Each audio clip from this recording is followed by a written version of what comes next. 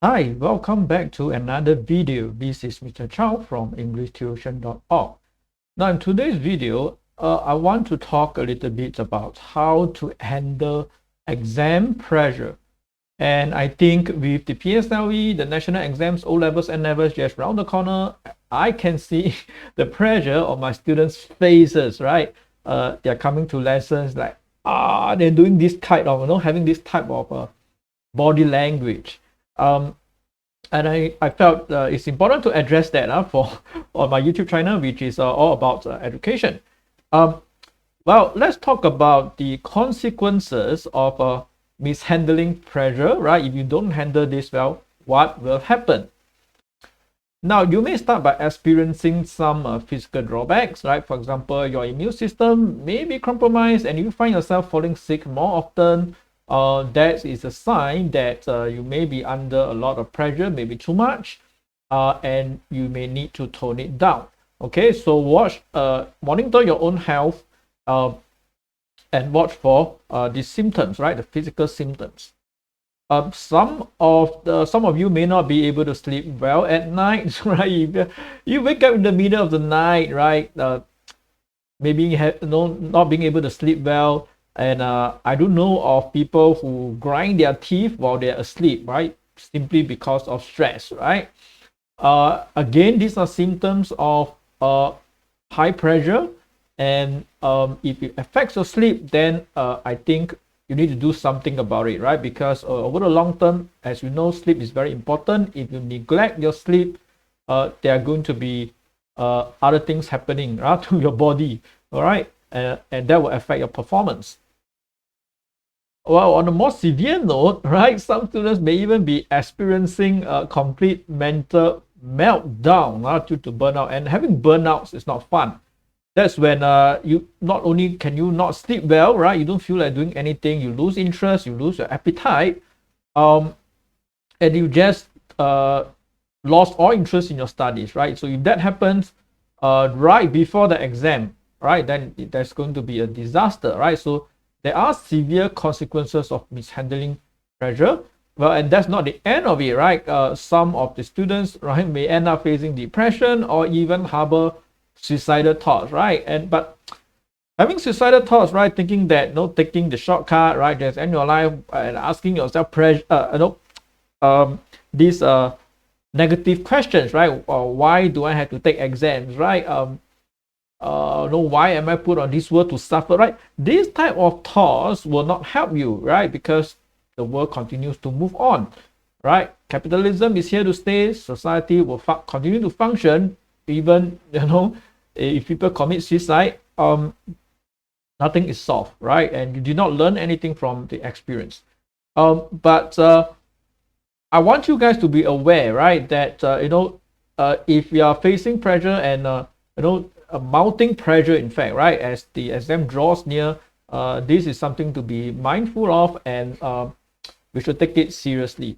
Okay, that's why I'm making this video. Okay, now let's talk about the sources of pressure, right? Because if you say I'm under a lot of pressure, you have to learn to recognize where that pressure is coming from. Okay, it could be coming from numerous sources, right? One of the sources is from external, right? And in fact, not one, but numerous, right? For example, the pressure can come from parents, can come from teachers, can come from relatives, and even from your peers, right? Your friends can give you pressure, right? Everybody is in a state of high pressure, right? And then you just feed off this energy of each other, and you end up feeling even more pressurized. Now, if you're having parents, right, but because teachers, peers, relatives, sometimes you can just avoid them.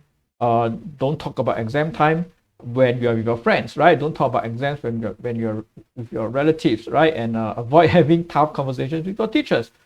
But expectations from parents is kind of inevitable because you're living, students are living with parents, and as parents, they always some of the parents may have some degree of expectation on their children, and if it doesn't sit well with the student, then it's best that both parent and child sit down and have possibly a nice talk, right? Don't wait for the pressure to build up to such an extent until the child starts to have emotional outbursts, because emotional outbursts is not helpful at all, right?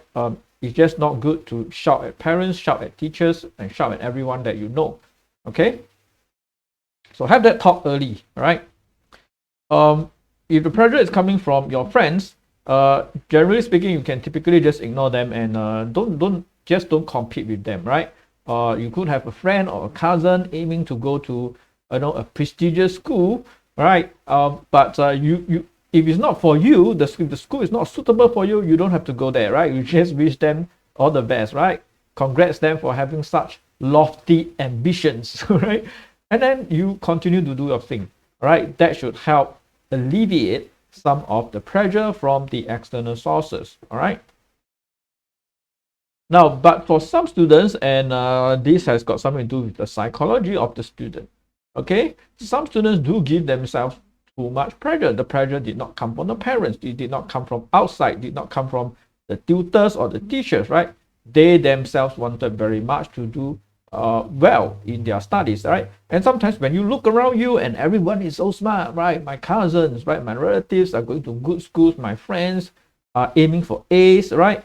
And I got a B4 or a C5, okay? And you felt that you are not good enough, you are worthless, right? And these are the thoughts that are not helpful, okay? Because every one of us will learn at our own pace, okay? So the pace of somebody else and trying to match the pace of your friends or your relatives, that is not a very wise approach.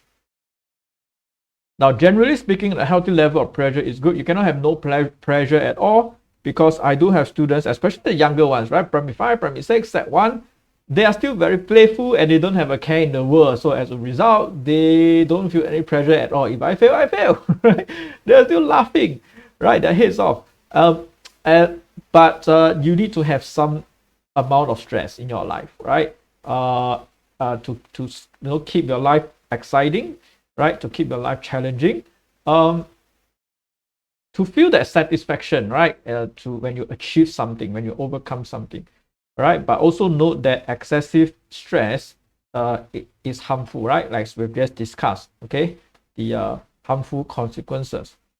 Now, here is the key message that I would like to send out in this video. Now, I want students to understand that education is more about the journey and the experience, and it is just a checkpoint, right, or a milestone, and not an actual destination, right? Because if you understand that, you also understand that not hitting goals or doing badly does not mean it's the end of the world, right? If you treat it as a destination, right, you find that, oh, I have failed to hit the destination, it's the end of the world, there's nothing worth living for, okay? These are the type of negative thoughts that will put you on a downward spiral, okay? Do not treat it as a destination, it's just a checkpoint.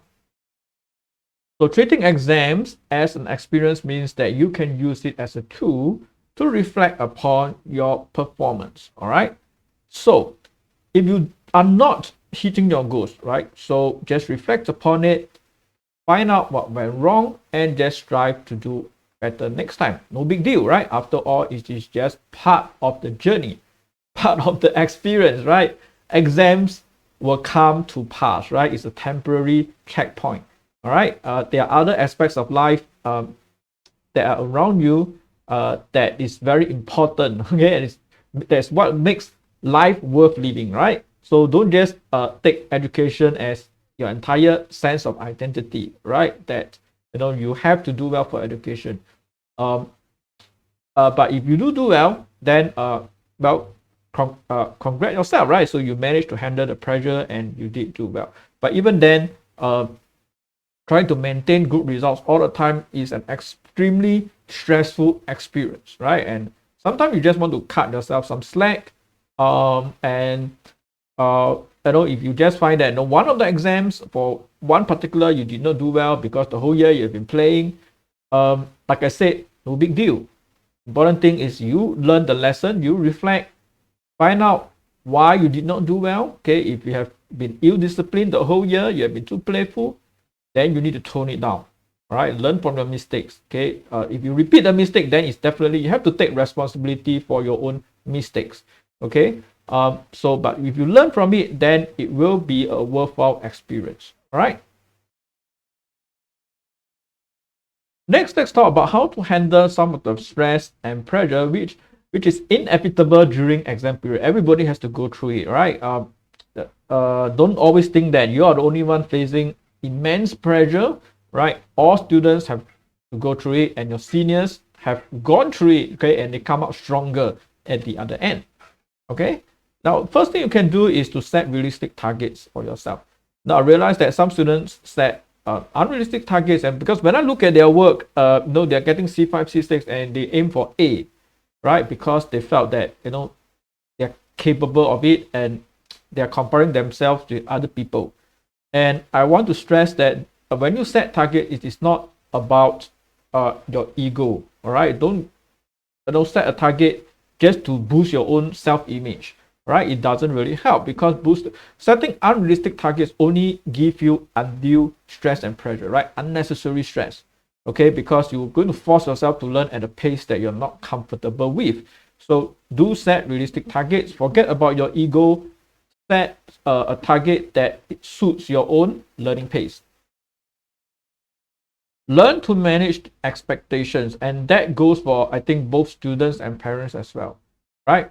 But what students can control is their own expectations, right? But they cannot control their parents' expectation. But if you're a parent watching this, by and large, the parents that I work with, they do understand the caliber of their own kids, and they do set reasonable expectations. Okay, but these expectations need to be managed, right? I do know of parents who have kids already scoring like 80% and above, and they are still not happy, right? So the child is not getting a lot of positive reinforcement from the parents as a result, and tend to lose interest over time. So it is very important for especially the students themselves, right, to manage the expectations, right? Because the Chinese O-levels examination took place in June, right, for the Sec 4 students, and in August they get back their results. And usually when they come for lessons, we do discuss about their expectations, and some of them do have very high expectations for themselves. They want to get A, right? If they cannot get A, even if they score a B3, they want to retake, right, and continue to get A. But then the prelim result come back and they are still scoring like C5. Okay, so I think then in that case, B3 I would run with the grade, okay, and not try to waste time and invest in preparing for the education, because that time could have been invested in other subjects. Okay, so it's all down to managing the expectations. And this is a very important note, right? Students should learn to take things easy as you deal with exam stress. And even during this stressful period, my students, right, especially those who play sports, they still have regular sessions outside of school, right, to play basketball, badminton with their family and friends. And generally speaking, I feel that playing a sport is very important, because it gives an outlet, right, for the students to ease off that pressure, right? Their frustrations, when you learn, there are bound to be frustrations, right? So they're frustrated about something, frustrated about their revision, about their progress, then they can take it out when they're playing the sport, okay? Or they can watch a comedy, right? Have a good laugh, in the evening with the family and stuff, to let off a bit of steam, okay? So these activities are very helpful, right? You don't want to spend all your time, talking about exams, right? So if you keep doing that, I think you go crazy, right? You just, build up this great amount of stress and with no outlet at all, okay? And then you may just reach a boiling point, okay, and just explode one day. So with that, we've come to the end of the video. So I hope you find the video somewhat helpful, right? If you find somebody who is facing a tremendous amount of stress and would benefit from this video, do remember to share it with them, and leave a like and a subscribe. All right. For those of you who are serious in improving your academic performance and improving specifically your English results and would like to sign up for face-to-face lessons, please visit EnglishTuition.org for more details. Right, and for those of you who can't come to Bukit Panjang for face-to-face lessons and would like to sign up for an online course, right, you can find out more details on the website as well. So with that, thank you very much for watching. I wish that you have an excellent day, right? Go and let off some steam, right? And I'll see you in the next video. Bye bye.